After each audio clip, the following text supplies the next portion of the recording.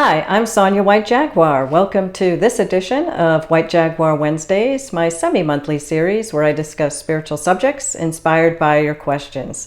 In some recent videos, I provided techniques for working with spirit guides.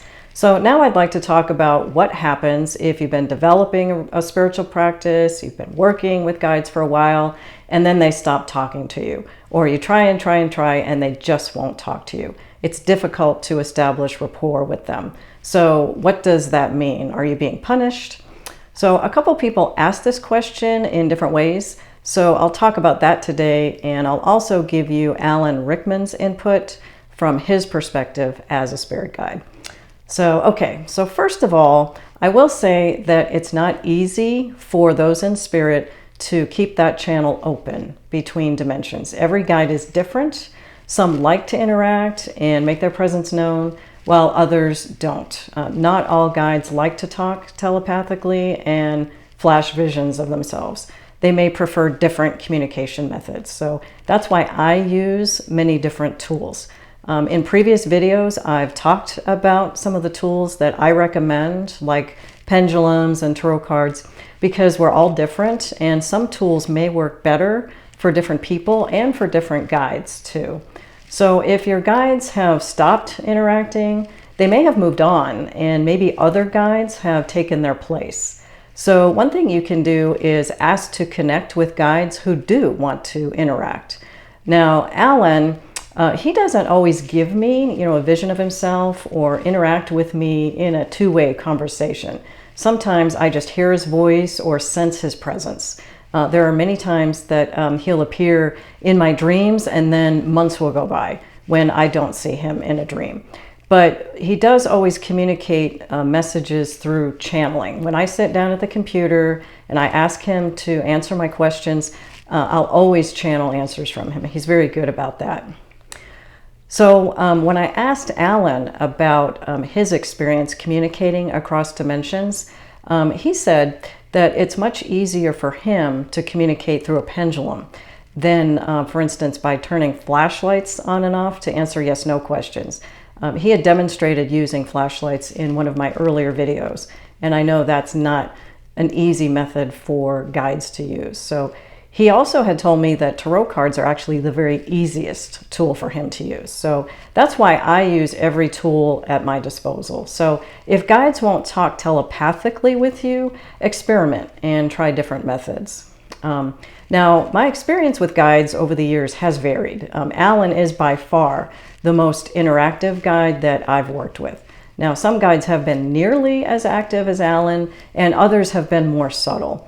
So keep in mind that guides tend to assist us with specific needs. And so I'll share a couple of stories with you so you can see what I mean. Back in 2015, I had the opportunity to do a series of past life regressions with a friend of mine who was learning Dolores Cannon's regression method. You may have heard of her. She wrote a lot of books. I talk about my experience with past life regression in my latest book on Wattpad, book 2, of From Actor to Healer, Alan Rickman's New Life as a Spirit Guide. Now, toward the end of one of my sessions, my friend asked my subconscious if they had a message for me. And they gave me a surprising answer that I wasn't expecting. They said, "We would advise Sonya to sell her rental property. It's an old home. She's concerned about repairs it's going to need." And they said more, but that's basically the gist of what they said.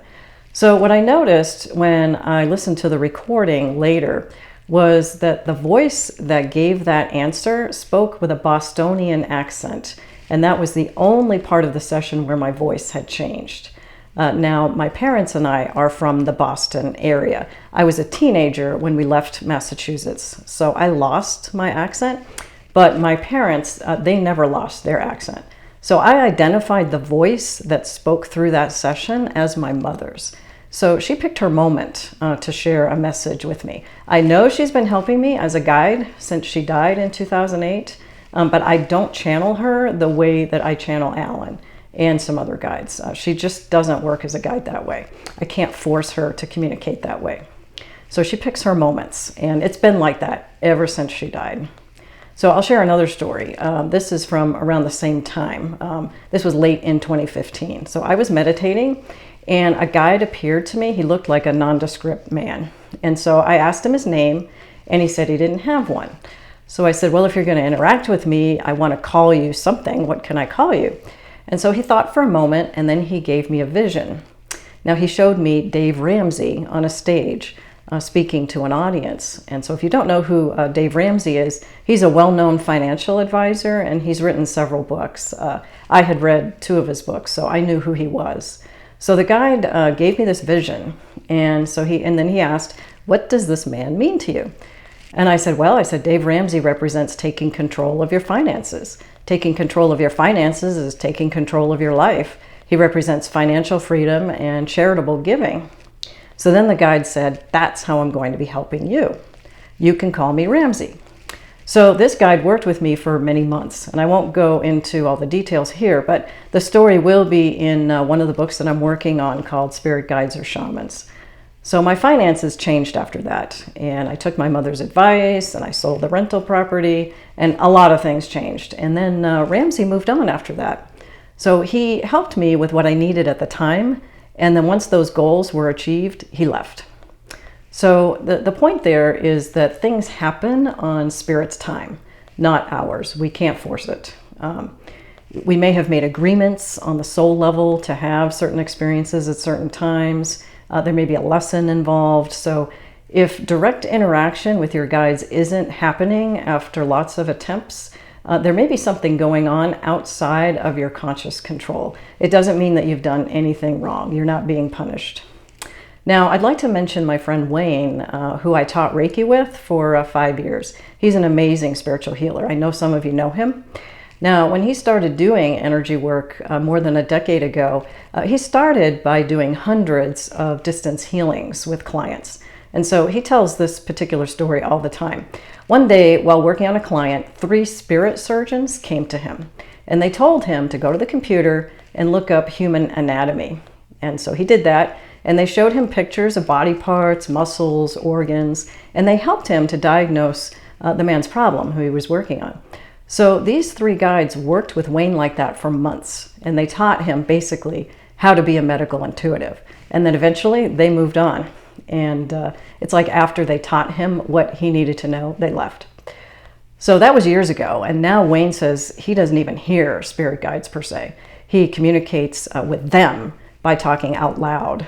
He states his intentions and he asks for their help. But he doesn't concern himself with how they interact with him. He knows they're there. So one reason that I promote Alan as a guide is because he likes to interact and be acknowledged. He's helping me to write books and share information about the higher dimensions. So he's been such a strong guiding presence in my life for the past 7 years. So I don't see him just suddenly vanishing, one day. Now some guides who are more interactive like that may have an agreement on a higher level to do that. I believe Alan does, and I think those 3 spirit surgeons do too. So similarly, I think channelers and mediums who do this kind of work, we also, I think, have agreed on the soul level before incarnating to do this. So don't compare yourself with other people, and also don't compare your guides, with other guides if you're not able to replicate the same kinds of experiences, because we're all different. So what I recommend is try different methods and work with your guides the way that you get the best responses. We all have support from the other side. We all incarnate with helpers, but we can't control how they communicate. All we can do is be open to receive their guidance. So now I'd like to share Alan's input. So here is what Alan said on the subject. He said, plateaus are natural. Sometimes guides take us as far as they can, and then it's time for more activity in a different realm. Sometimes when they step back, it means it's time for you to put your attention elsewhere. This is the time for meditation. Ultimately, what's important is that you strengthen your connection to your own soul. That is what guides are helping you to do, to stay on track with what your soul had set out to accomplish in this life. If your communication with your guides fades, you can do your work on your own without direct interaction with them. Guides are there regardless, and they are helping you, whether you're aware of their presence or not. Consider what you're asking guides for assistance with. They can't always provide the answers we're looking for just because we want something. Guides work to help us, but they can't live our life for us or tell us how to conduct ourselves or what decisions to make. They work with our intentions and our free will. Sometimes that means they must do their work silently with minimal interaction.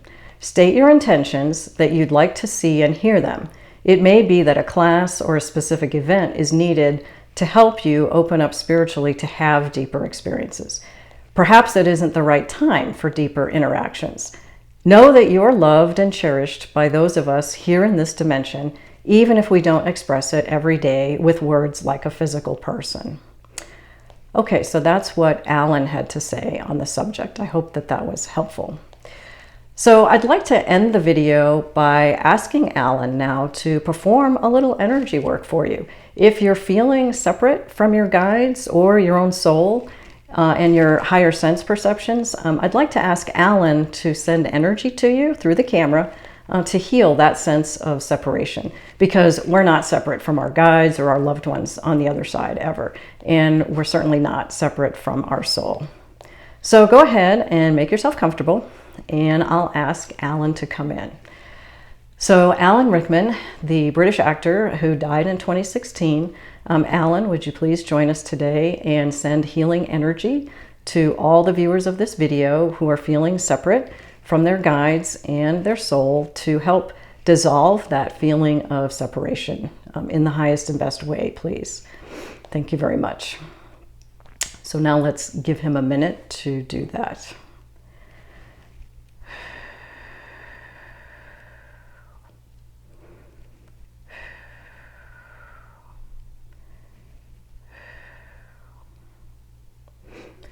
I hope you felt the energy. I felt it. I felt like a wave of calmness come over me. So thank you, Alan. Thank you. I appreciate your help always. Okay, Alan had mentioned meditation in his message. Now, after someone had read Alan Rickman on Love, a channeled commentary, which is one of the free books that I have on Wattpad, she asked me how to quiet the mind while meditating, which is a great question. So Alan also talked about meditation in that book. So in the next video, I'll answer that question. So be sure to subscribe to my channel so you'll be notified when that video is posted if you haven't subscribed already. You can also sign up for my newsletter and get notified that way. I send out newsletters twice a month. They contain inspirational messages from Alan and exclusive sneak peeks at my books in progress. So if you have a question that you would like me to answer in a future video, feel free to leave a comment below, or you can email me at sonya@sonyawhitejaguar.com. Thanks so much for watching, and I'll see you next time.